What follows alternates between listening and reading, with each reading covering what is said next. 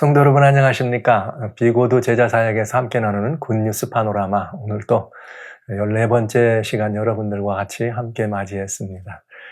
네, 그렇습니다. 지난 시간에 저희는 예수님의 사복음서에 나오는, 마태복음에 나오는 예수님의 계보를 살펴보면서 예수님의 그 세계라고 하는 계보 속에 나타나 있는 그 예수님, 말하면 육신적 의미의 그 예수님의 그 가문의 그런 그 족보 속에 나와 있는 족보를 바라보면서 우리 주님이 얼마나 우리들을 향한 그 은혜와 사랑이 우리들의 어떤 그런 이 갖춤이나 이룸이나 이런 모습 속에서가 아니라 절대적인 하나님의 은혜와 하나님의 주권에 의해서 우리들에게 전폭적으로 지지되고 주어졌다는 사실을 보았습니다. 그래서 인간적으로 보았을 때는 정말 그 있을 수 없는 그런 일들이 일어나는 그런 가문들을 통해서 하나님의 역사가 이루어질 수 없다고 생각할 수 있지만, 그러나 주님은 그런 우리들의 말하자면 육정이나 혈통이나 사람의 뜻하고는 상관없는,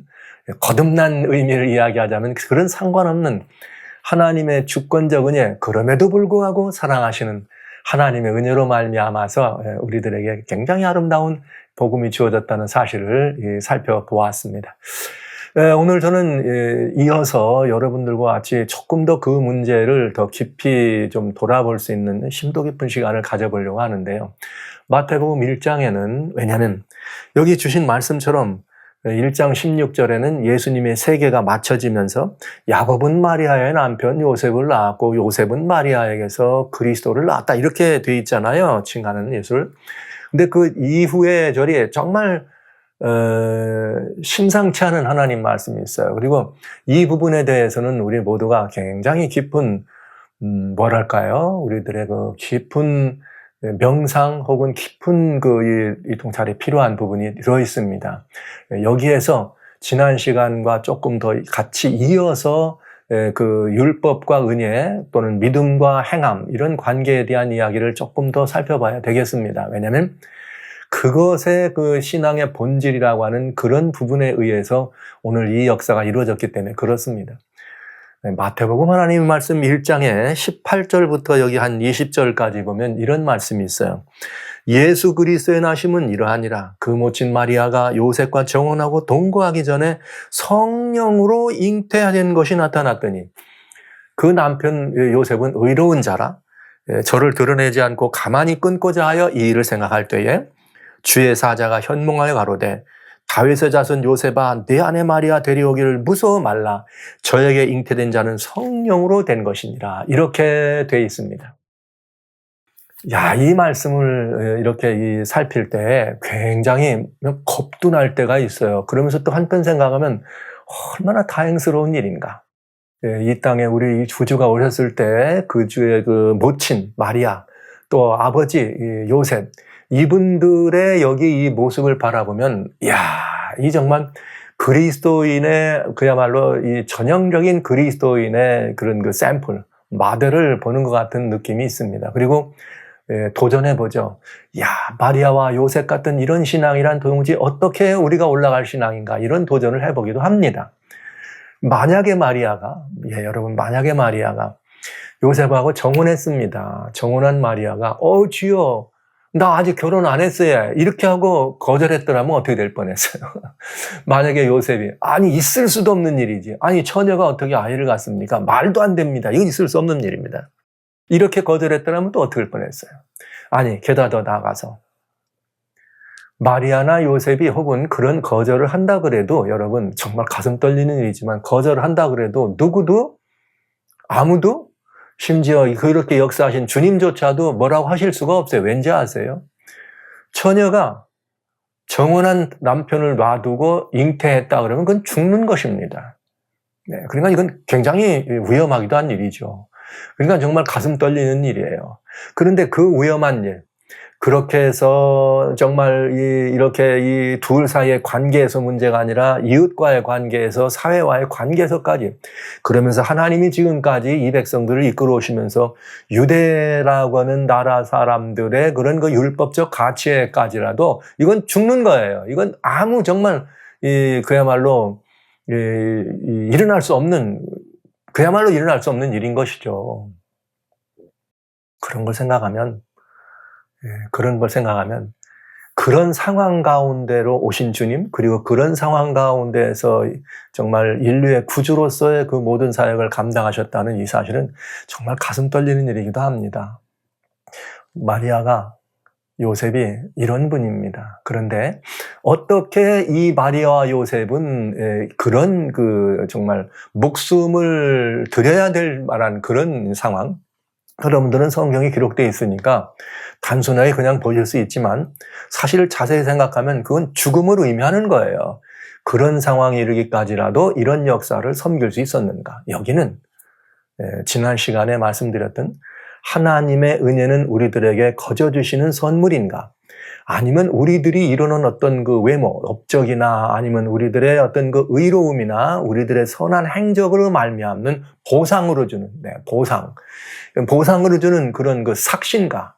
이런 문제와 관련이 있는 것이죠. 그래서 저는 이 신앙의 이분들의 그 위대한 모습을 바라보면서 우리 그리스도인들이 오늘날 긴박하게 필요로 하는 그 신앙의 본질에 대한 이해, 그리고 우리들이 그 하나님에 대한 우리들의 태도가 바뀌어지지 않으면 안 된다고 하는 말씀을 조금 더 드려볼 작정입니다. 왜냐하면 이런 그 이야기들은 오늘 지난 시간에 이 하나님의 그런 은혜를 보았습니다만, 오늘 또 이런 이야기를 나누는 것은 비고도 사역에서, 제자 사역에서 주님의 제자들은 꼭 이 문제에 대해서 분명한 개념을 가지고 있어야 돼요. 왜냐하면 많이 얽히고 혼돈되어 있기 때문에 그렇습니다. 그건 무슨 것이 말이냐면 혹여 이런 문제죠. 율법이다, 혹은 은혜다, 아니면 행위다, 아니면 믿음이다. 이런 이야기, 이런 시간들을 가질 때 우리들은 굉장히 중요한 몇 가지 것들에 대한 나름대로의 이런 그 견해와 답을 가지고 있어야 합니다. 그러면서 오늘날 교회 안에, 지난 시간에 그런 말씀을 드렸습니다만, 교회 안에도 어떤 태도가 있는가? 우리들의 그런 그 행함이나 은혜가 아니라 우리들의 행함이나 소위 말하는 교회인과 율법적 가치 기준에 의해서 우리의 구원을 이루고 하나님의 은혜의 수혜자가 되는 이런 이야기들, 또 그런 관념, 그런 사상들이 아주 팽배해 있는 것이죠. 그리고 그들이 어떻습니까? 교회 안에서 사실은 대접받는 거예요. 존귀 여겨요. 왜? 근사하잖아요. 모양이 있고. 그러나 성경은 우리들에게 그 문제에 대해서 매우 분명한 답을 주기 때문에 여러분들 오늘 좀 마음이 불편하실지 모르겠어요. 아니면 지금까지 가진 관념과 개념과는 좀 차이가 있어서 좀 이 영접이 안 되실 수도 모르겠습니다. 그러나 저는 여러분과 같이 이 말씀을 좀 나누려고 합니다. 왜냐하면 이것은 굉장히 긴박한 일이니까 그렇습니다. 근래에 저는 오늘 이 현대사 속에서 근래 근세의 모습을 바라보면서 교회가 싸워야 될 몇 가지 중요한 가치들이 있더라. 근데 왜냐? 교회 안에 들어와 있는 미혹의 영 때문에 그렇습니다. 그런데 그 미혹의 영 가운데 하나는 중요한 건 뭐냐면 휴머니즘이라고 하는 거죠. 이 휴머니즘이라고 하는 것은 말이죠, 크리스찬, 기독 사상하고는 전혀 다릅니다. 휴머니즘은 우리 그런 말 하잖아요. 있는 그대로 봐주세요. 그대로 봐주세요. 그리고 무조건 이렇게 조건 없이 사랑하는 이런 말들을 많이 하잖아요. 그러나 그런 휴머니즘의 굉장히 중요한 맹점은 어디 있는가? 죄를 다루지 않는다는 거예요. 그리스도인의 기독도, 크리스티아니티라고 하는 이 그리스도인 사상 속에는 가장 기본이 사랑을 하고 뭘 하고 이런 모든 문제가 있지만 그거보다 가장 우선되는 게 뭐냐? 인간의 죄를 다룬다고 하는 것입니다. 이 죄를 다루지 않고는 거기에 아무런 영원한 이런 그 가치, 생명이 없기 때문에 그렇습니다. 그래서 교회는 오늘날 멋져 보이잖아요. 그런 그 휴머니스트들이 교회 안에 들어가지고 말이야, 있는 그대로 봐주라 말이야. 이거 저 틀린 것이 아니라 다른 것이다. 이런 개념하면 멋있어 보이고 사람들에게 인기몰이를 할 수 있는 그런 가치인 것 같지만 매우 위험한 거죠. 뭐로 봤을 때? 그리스도인 내용으로 기독교라고 하는 가치로 봤을 때는 매우 위험한 내용이 되겠습니다. 그래서 그런 휴머니즘이라고 하는 것이 소위 말하는 이 성경적의 우리 이해할 때는 그걸 인본신앙이다 이런 말이에요. 그런 인본신앙을 가지고 들어왔는데 인본신앙은 대개 뭘 낳느냐? 양쪽으로 갈라지게 돼 있어요. 하나는 무조건이라는 그런 표현 가운데 그다음에 자유와 방임을 이렇게 그냥 있는 그대로니까 그냥 방임을 말하기도 하고, 또 한편으로는 인본주의라고 하는 말 속에는 뭐가 있나? 치독한 행함, 지독한 그런 그 율법적 가치관을 강조하는 행함을 이렇게 강조하는 그런 양쪽으로 나눠지게 됩니다. 오늘 저는 여러분들과 나눌 것은 방종하는 그런 자유라는 것은 뭐 말할 필요 없고요. 그죠? 구원을 위하여 또 이어서 전하는 생명을 위해서 하나님과의 관계 속에서 있는 은혜가 아니라 율법적 가치에 있는 우리의 행위가 앞서는 이런 문제들에 대한 율법과 은혜의 관계, 믿음과 행함의 관계에 대해서 조금 여러분들에게 좀 잔잔하게 몇 가지 이런 그 채널들을 통해서 우리들이 이해해야 할 부분들을 좀 살펴보는 시간을 가지려고 합니다. 왜냐하면 이건 아주 중요한 거예요. 이건 대단히 중요한 것이고 이것이 기독교 신앙의 근본일 뿐만 아니라 내가 오늘날 보여지고 있는 나를 통해 나타나고 있는 예수님의 모습, 나를 통해 드려지고 있는 하나님의 모습이 어떠하냐를 판단짓는 굉장히 결정짓는 중요한 요소가 되기 때문에 또 그렇습니다. 그러니까 이건 좀 봐야 되겠죠. 그래서 그런데 왜 우리 이런 말 많이 하잖아요. 하나님 말씀 로마서에 보면은 우리 주님께서 말씀하신 것처럼 그런즉 이제 너희가 이 법 아래 있지 아니하고 어디 아래 있다? 은혜 아래 있다. 이런 말을 하면서 마치 이 교회 안에는 이런 그 율법과 은혜의 관계를 얘기할 때 보면 율법과 은혜는 무슨 관계냐? 율법은 좋은 것이 율법은 나쁜 것이고 은혜는 좋은 것이다. 또 어떤 경우는 또 은혜와 율법은 서로 상반되는 원수된 관계다. 이런 개념으로 이 율법과 은혜를 보려고 하는 시도도 있습니다. 그러나 성경은 그렇게 말하지 않습니다. 율법과 은혜라고 하는 것은 뭐 율법은 나쁜 것, 은혜는 좋은 것 이런 관계가 아니에요. 율법과 은혜는 서로 뭐 이렇게 대적하는 그런 원수된 관계가 아니에요. 이것을 전제로 하면서 그래서 정말 이 두 가치가 얼마나 우리들에게 그야말로 중요한 가치인가 하는 것을 함께 보면서 율법과 은혜의 관계에 들어가는 그 관계, 이 모든 것들을 좀 살펴보는 시간을 갖습니다. 그러면 먼저 이제 율법이다, 은혜다 우리가 얘기할 때 왜 제가 지금 마태복음에 나오는 복음서를 보면서 이 이야기를 하는가? 그것은 이 복음서를 이해하기 위해서는 이 부분에 대한 관념이 있어야 된다는 거예요. 왜? 지난 시간 말씀드린 것처럼 하나님이 그런 가문을 통해서 물론 이거는 다음 시간 좀 더 보겠습니다. 물론 마리아와 요셉이 어떤 생리적 그런 관계를 통해서 메시아를 해산한 것은 아닙니다. 왜? 성령으로 잉태했다고 하셨으니까요. 그러나 성령으로 잉태하셨다고 할지 말아도 메시아의 가문이 그렇기 때문에 우리는 그 가문 안에 있는 그런 그야말로 비도덕적이고 있어서는 안 되는 그런 것들이 가문에 있다는 것 자체가 메시아 사역의 거대한 문제가 되는 거죠.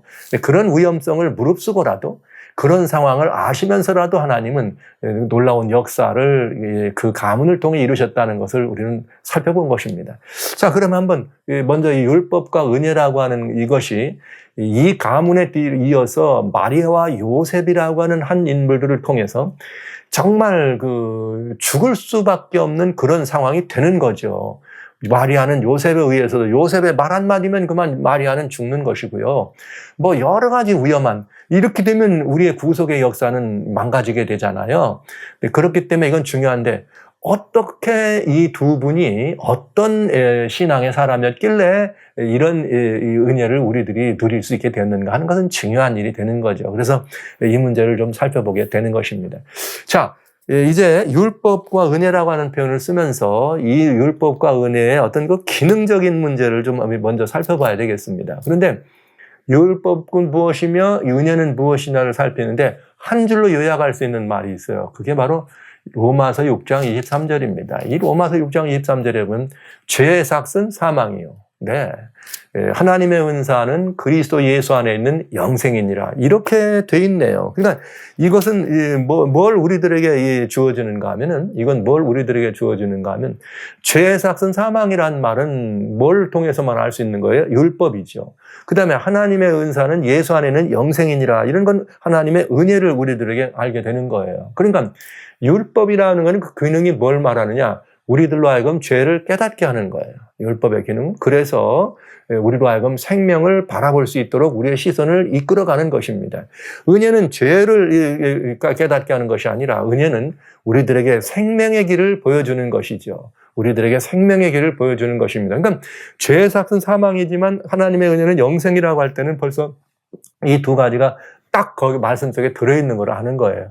그러니까 율법은 그러면서 하나님으로 하나님의 그 완전하신가 완벽하신가 절대적 하나님의 그런 그 도덕을 보여준 것이고요. 은혜는 뭘 보여주시는가? 은혜는 하나님의 주권적 사랑을 보여주시는 것입니다. 이게 좀 차이가 있어요. 절대적 권위를 하나님의 율법을 보여주지만은 은혜는 그 절대적 권위 가운데 그 절대적 주권적 하나님의 사랑을 우리들에게 보여준다. 그래서 이것들의 관계를 바라보면은 기능의 관계를 보면 율법은 무언가 나가지 못하고 무언가 이렇게 넘어갈 수 없는 담과 같은 역할을 해준다. 이렇게 보시면 되겠어요. 율법은 담이에요. 여러분, 담이 왜 필요합니까?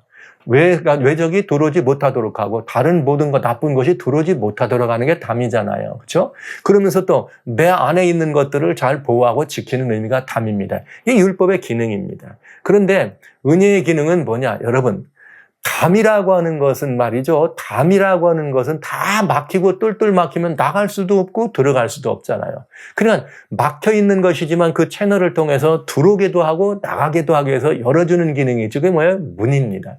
은혜는 바로 문이라고 하는 기능입니다. 그래서 우리는 이렇게 말하자면 담이라고 하는 것은 우리들로 하여금 죄를 향해 나가지 못하도록 죄의 삭신 사망이라는 것에 이르지 않도록 우리를 보호해주는 담의 역할을 율법이 한다면, 그러나 이 하나님의 은혜는 우리가 차별 없이 모든 이들에게 다 열려서 그리스도 예수 안에 있는 영생을 우리들에게 보여주는 채널이 바로 은혜다. 이렇게 보시면 율법과 은혜의 기능을 이해할 수가 있겠네요. 자, 그러면 기능이 그렇다면 뭘 또 봐야 돼요? 그 율법과 은혜의 목표가 뭐냐 하는 것도 봐야 되겠죠. 그 목표를 볼 수 있습니다. 그래서 목표는 뭐냐? 율법은 죄를 보여줍니다. 그래서 죄를 보여주면서 뭐 하지 말라는 거예요? 죄 짓지 말라는 거예요. 그러니까 율법을 뭐 하라는 거예요? 행하라는 거죠. 이걸 보여줘. 근데 하나님의 은혜는 뭘 보여주는가? 죄를 보여주고 죄에서 학생 사망을 보여주는 것이 아니라 이은혜는 예수님을 보여줘. 우리들에게 예수님을 보여주고 예수님 안에 있는 어디로 우리를 끌어가요? 생명으로 이끌어간다고 하는 것을 이렇게 볼 수가 있네요. 이만큼 차이가 있네요. 자, 율법의 완성은 로마서 13장 10절에 사랑이라 그랬습니다. 율법의 완성은 무엇이라고요? 사랑이다. 그런데 여러분, 은혜의 완성은 뭘까요? 제가 은혜라고 할 때는 믿음이라고 하는 것이 거기에 항상 같이 내려간다는 것을 보시면 돼요. 율법의 완성은 무엇이니라? 사랑이니라. 로마서 13장 10절. 그러나 여러분 보신 것처럼 율법의 완성은 사랑이라면 그러면 은혜의 완성, 즉 믿음의 완성은 무엇일까요? 네. 믿음의 완성, 은혜의 완성은 무엇인가?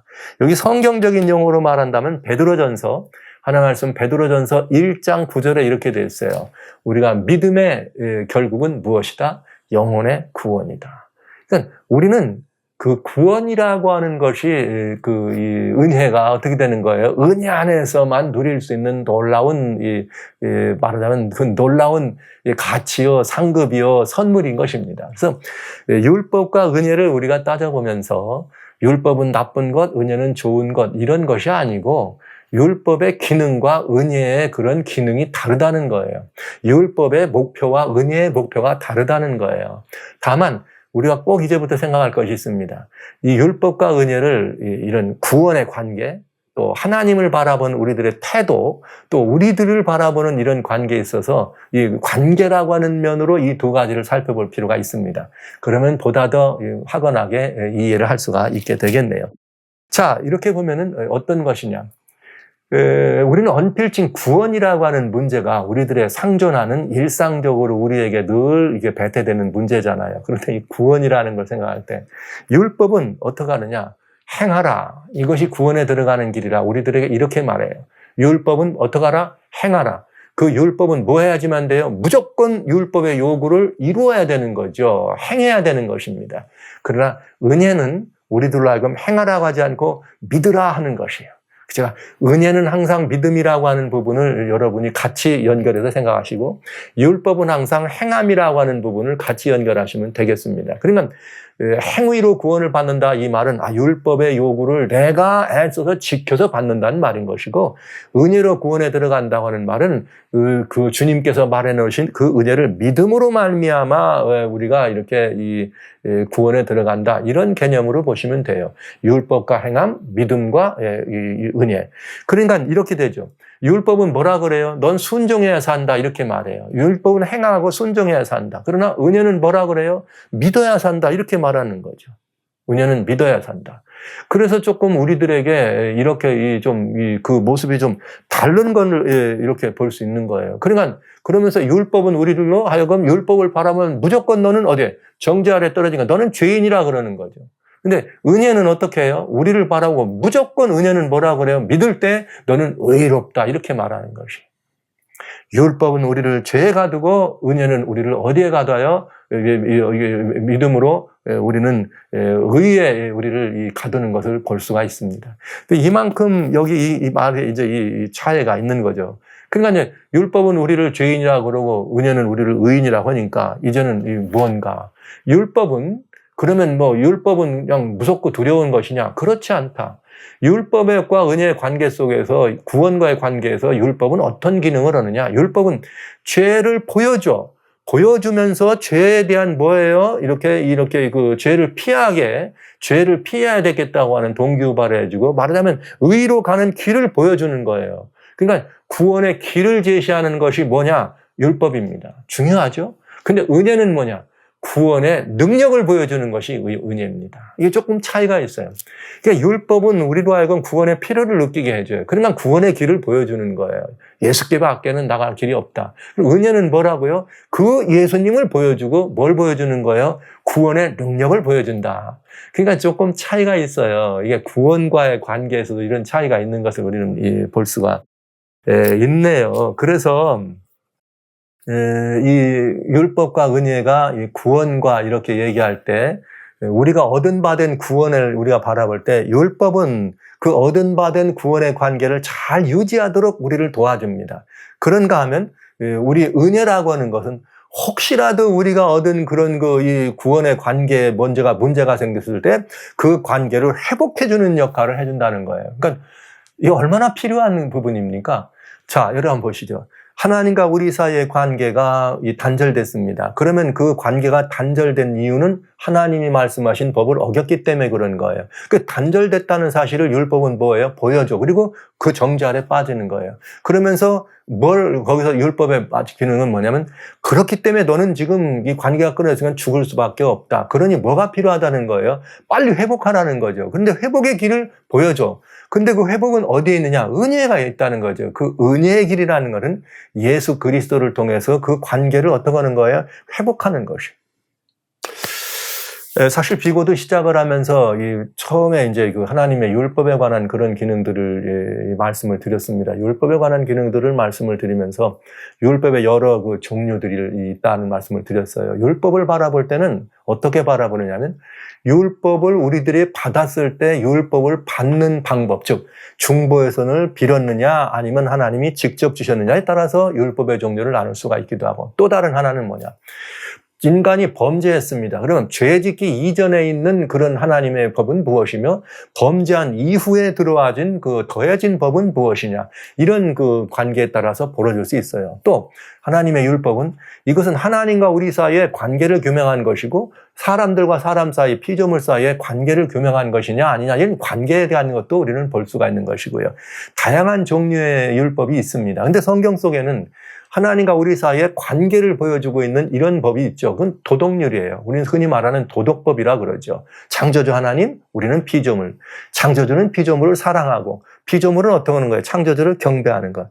이런데 여기에서 그 율법이니까 그 순종하고 요구하는 그 순종에 어긋나면 관계가 깨어집니다. 그런 관계가 깨어지는 순간, 창조주와 피조물의 관계가 깨어지면 생명의 관계가 깨어지니까 그건 죽는 길이죠. 그럼 하나님은 사랑인데, 너무나 놀랍게도 하나님은 사랑이신데 죽는 길에 인생을 그냥 놓아두셨느냐? 아니라 이거예요. 하나님은 어떻게 하셨느냐면 그 사랑의 관계를 회복하실 길을 마련해 두신 것이죠. 그래서 그 회복을 위해 주신 법을 우리는 회복법이라 그러는 거죠. 대표적으로 제사법이라고 말할 수 있는 것입니다. 그러면 하나님과 우리 사이의 관계인 도덕법은 순종하고 행하는 것이라면 제사법은 100% 믿음으로만 드려지는 것이에요. 제사법이란 뭐냐? 약속의 자손 메시아가 오셔서 우리의 죄를 위하여 돌아가실 것이라는 걸 믿는 사람이 그 믿음을 고백하는 게 뭐예요? 제사 드리는 것이에요. 그러니까 제사법은 회복법이요 믿음으로만 드려지는 것입니다. 또 율법은 도덕률로 주어진 율법, 여러 율법 말고 관계를 설명한 도덕률로 주신 것은 우리가 그 관계를 유지하기 위해서는 하나님께 이렇게 순종하는 그 행함으로 그 율법의 요구를 이루어야 되는 그런 부분이 있다는 것을 여러분 보시면 되겠어요. 그러니까 율법은 늘 우리들로 하여금 뭐 하라 그래요? 조심하라 그래요. 경계하라 그래요. 조심하고 경계하라 이렇게 말한다면 은혜는 그러니까 이제는 이 모든 관계가 그 안에 있으면 은혜는 하나님과의 관계에서 은혜는 누리고 즐겨라 이렇게 말하는 거예요. 하나님의 관계 속에서. 이게 말하자면 율법은 우리를 하나님과 우리 사이의 관계를 주종관계처럼 얘기했다면 은혜는 하나님과 우리 사이의 관계를 아버지와 아들 관계로 회복해 주신 것입니다. 그러니까 이게 대단히 중요한 가치가 있죠. 서로는 대적하는 관계가 아니고 서로는 서로를 보완하고 서로는 서로를 필요로 하는 관계입니다. 그러면서 구원에 있어서 대단히 중요한 역할과 기능이 다르다고 하는 것이죠. 그러면 이제는 한번 구원의 관계가 아니면 하나님과의 관계를 한번 그 율법과 은혜를 통해서 우리가 한번 살펴볼까요? 하나님과의 관계를 얘기한다면 율법은 하나님의 오르심, 즉 공의, 의와 공의를 보여줍니다. 율법은 하나님의 의와 공의를 보여줍니다. 그런가 하면 하나님의 은혜는 하나님의 사랑을 보여주는 것입니다. 하나님의 사랑과 자비로우심을 보여주는 이유. 이게 뭐 같은 표현 같지만 조금 다르다 이 말이에요. 그러니까 이게 무슨 말이냐? 율법은 죄를 지으면 어떻게 돼요? 반드시 죽어야지만 되게 되어 있는 것이 율법입니다. 이건 공의예요. 의와 공의입니다. 그러나 사랑은 뭐예요? 사랑이라고 하는 것은 죽을 죄인도 어떻게 해야 돼요? 살리는 것이 사랑입니다. 근데 그건 뭐예요? 은혜라고 하잖아요. 그러니까 율법은 하나님의 오르심을 드러낸다면 은혜는 하나님의 좋으심을 드러내는 거예요. 사랑이니까 하나님의 좋으심을 드러내는 것이 은혜다. 이 생각하시면 되고요. 율법은 하나님을 우리들의 절대 기준으로 이렇게 보여주십니다. 그러나 은혜는 하나님과 우리 사이의 아름다운 관계를 기준으로 보여주신다는 거죠. 성품의 아름다움을 우리는 볼 수가 있겠네요. 그래서 율법과 은혜는 이렇게 서로 상충되는 관계가 아니라 서로가 서로를 어떻게 함께 가는 그런 수레바퀴와 같은 관계라는 것을 이해해 주시면 좋겠습니다. 그런데 우리는 이렇게 생각할 수 있어요. 우리 할 때는 율법과 은혜가 꼭 필요한 거냐 아니면 꼭 있어야 되는가 이런 문제를 얘기할 때는 율법이 없고 은혜만 있으면 그건 자유방종이 아까 말한 것처럼 그냥 되는 대로 있는 대로 그냥 흐트러가는 거예요. 그러나 또 이번에는 은혜가 없는 율법은 폭군과 같습니다. 그러니까 무서운 거죠. 그러니까 이 둘 사이는 떨어지면 안 되는 거예요.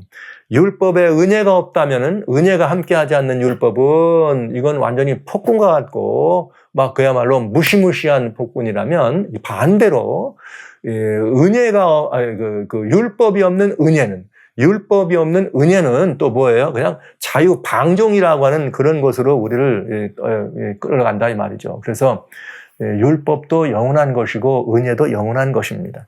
제가 이렇게 글로 말씀을 안 드리고 이렇게 벌벌한 말로 여러분에게 말씀을 드리기 때문에 이번 함께 나눈 이 이야기는 여러분들이 이렇게 받아서 적으시기는 좀 어려울 테고 한두 번 좀 더 들어두시면은 율법과 은혜와의 관계를 조금 더 분명하게 이해하실 수가 있게 되겠고요. 그렇게 되면 복음서에 나타나신 예수님이 이 예수님이 바로 이 부분을 우리들에게 보여주시는구나.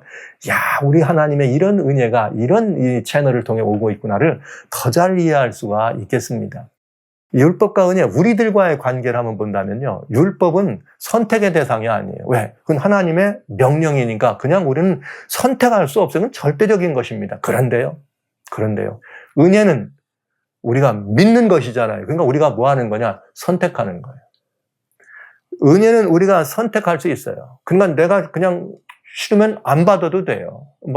하나님의 은혜가 필요 없으면 안 받아도 돼. 안 받아도 돼. 율법은 아니에요.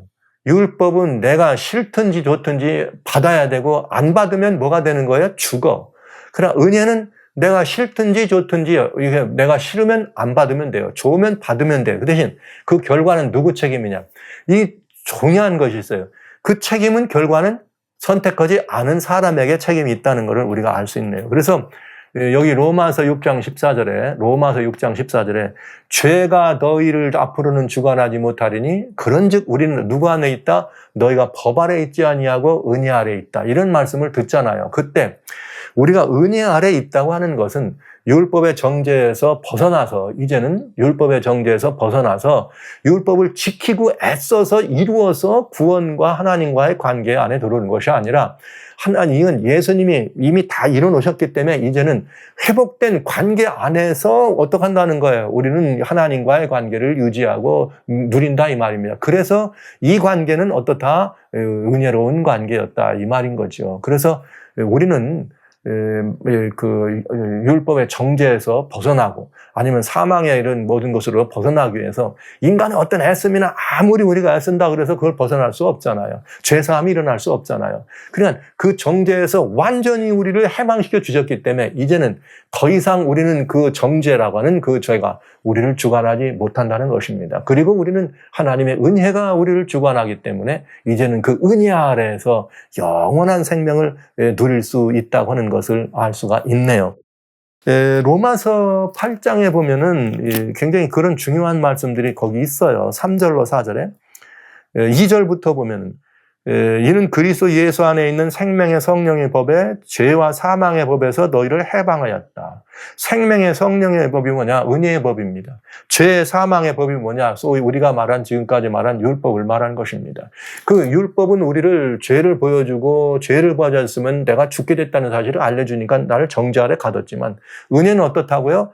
그 모든 것을 주님이 갚으셨으니까 그 갚았다는 사실을 믿음으로 영접하는 순간 나는 어디 안에 있는 거예요? 생명의 성령의 법 안에 들어가는 거죠. 은혜의 법 안에 들어간다. 이렇게 표현을 한 것이에요. 그래서 우리들이 여기 계속 보면 이런 말을 했죠. 율법이 육신으로 말미암아 연약하여 할 수 없는 그것이다. 이 말은 무엇이냐? 이미 우리가 하나님과의 관계 밖에 있을 때는 정죄 아래에 있습니다. 그러니까 사망, 죽은 것이에요. 그러니까 죽은 사람으로는 하나님의 뜻을 이룰 수가 없는 거죠. 존재하지 않는 거와 마찬가지니까. 그러나 여기 말한 것처럼 우리는 할 수 없다. 그러나 하나님은 하신다. 이 말씀은 무슨 말이냐? 예수님이 그 율법의 요구인 사망을 갚아주셨기 때문에 이제는 우리는 그 안에서 예수님이 갚으셨으니 그 그리스도이신 예수 안에서 우리는 이 모든 것들을 어떻게 할 수 있다? 이룰 수 있고 그 안에서 벗어났다. 이렇게 말씀하시네요. 그래서 이 새 언약의 이렇게 이 주인공으로 살고 있는 우리들은 이미 예수님께서 완성해 놓으신 그 모든 요구를 율법의 요구를 이루어 놓으신 그 위에 있기 때문에 우리는 어디에 있는 사람들이에요? 은혜 아래에 있는 사람들인 것입니다. 그래서 그것을 이루기 위해서 더 이상 애쓸 필요는 있다 없다? 없는 것이죠. 이미 이루어진 것인가요? 우리는 누리기만 하면 된다고 하는 것입니다. 그래서 여기 뭐라 했는가? 육신을 좇지 않고 그 영을 좇아 행하는 우리에게 율법의 요구를 이루어지게 하려 하심이라. 육신을 좇지 않다는 것은 그 율법적 그런 이 정죄 아래에 있을 때는 그 육신은 죽은 육신입니다. 그러나 생명의 성령의 법, 예수님의 은혜를 믿음으로 영접한 그들은 이제는 그 아래에 있지 않아요. 영에 있다. 이 말은 무슨 말이에요? 우리는 거듭난 생명이 된 거죠. 우리가 거듭난 생명에 대해서 주님과 합한 자는 주님과 한 영 한 몸을 이루잖아요. 거듭난 생명이기 때문에 성령의 요구를 우리는 이룰 수 있다. 그게 뭐냐? 그게 은혜의 요구를 말하는 것이에요. 내가 이룬 거 아닙니다. 예수님이 이루신 것을 나는 믿음으로 이루는 것이죠. 그래서 어제 말씀드렸지만 로마서 4장 5절의 말씀, 일을 아니할지라도 경건치 아니한 자를 의롭다 한다. 근데 4장 4절에는 이런 말씀이 있어요. 굉장히 중요한 말이에요.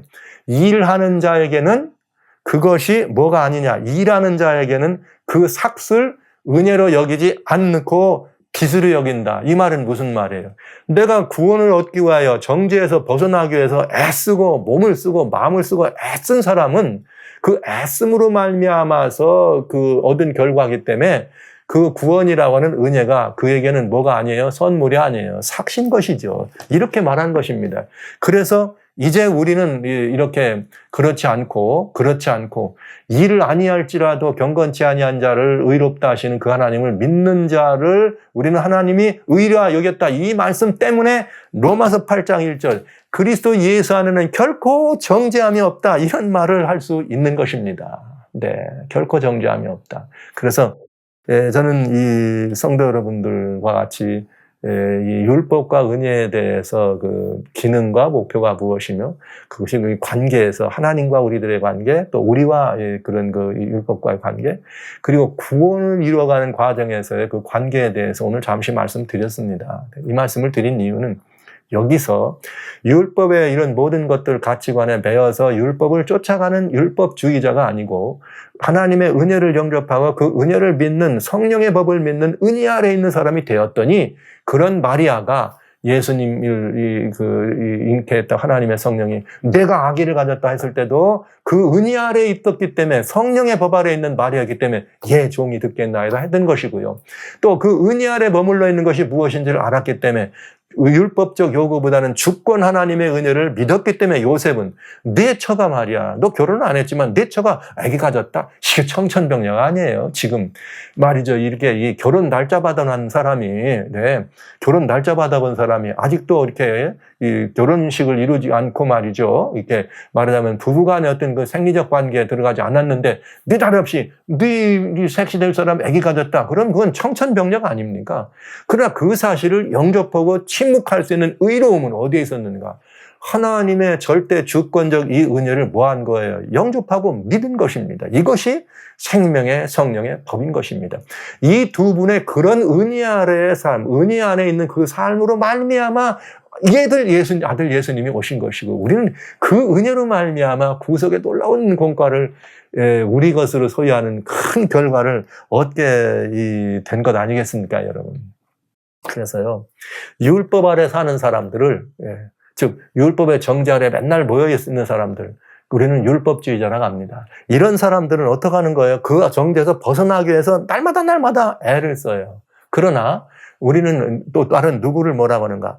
그렇게 애쓰지 않고 이미 예수님이 우리를 그 정죄에서 벗겨줬다라고 하는 사실을 믿음으로 영접한 사람들을 우리는 그리스도인이라고 합니다. 우리는 거듭난 그리스도인이라 그러죠. 그들은 어디 안에 사는 사람들이에요?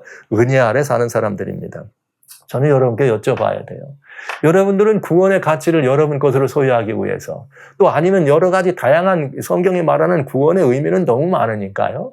이 구원을 여러분 것으로 소유하기 위해서 성경에 제시된 다양한 이거 해라 저거 해라 이거 하라는 말을 계속해서 그 일을 하기를 원하고 나만이 아니라 가족들까지 그걸 하라고 이렇게 하시는 여러분 율법 아래 계신 율법주의자입니까? 아니면 나는 아무 공로 없습니다. 오직 우리 주님이 오셔서 이 모든 일을 이루시고 내 모든 죄 땜을 용서하셨습니다. 나를 위해 돌아가셨습니다. 나는 이 예수를 믿습니다. 이렇게 하고 그 예수를 영접해서 나는 이제 은혜 아래 있는 사람입니다. 거듭난 심령입니다. 이렇게 하고 은혜 아래 있는 그런 사람인가? 여러분 누구라고 생각하십니까?